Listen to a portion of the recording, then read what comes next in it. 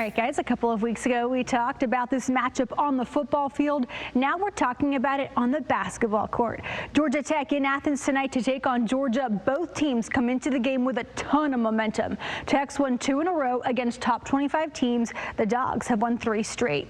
UGA a perfect 4-0 from Stegman Coliseum entering the game. Tech winless on the road. DeLon Coleman drains the triple right here. Jackets down 42-20.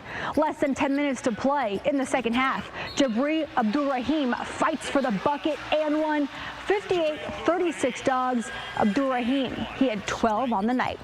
RJ Melendez spins his way to the basket here. Dogs up by 20. Melendez led everyone in scoring with 16 points. Dogs on top 76-62. They win their 4th game in a row.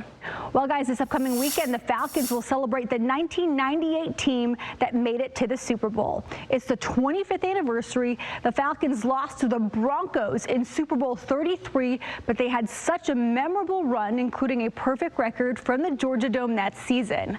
The 1998 team will be recognized between the first and second quarters of Sunday's game. The Falcons host the Bucks from the Bend starting at 1. The 98 squad was the first to advance to the Super Bowl in franchise history. They finished the regular season 14-2, quite the turnaround from a 7-9 record the season before. The Dirty Bird came to life in 1998. We talked to former Falcons defensive back Ray Buchanan about it today. He says, you know what, the guy who came up with the dance doesn't get enough credit for it.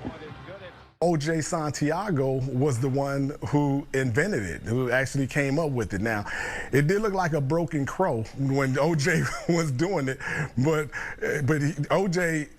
had it going, but he didn't score as much. So Jamal did get in the end zone, and Jamal ended up, rocking with it. Then he's turning with it, and next thing you know, the fans start getting along with it and doing it. And you had players having their own version of the. I had my own version, but it never did stick.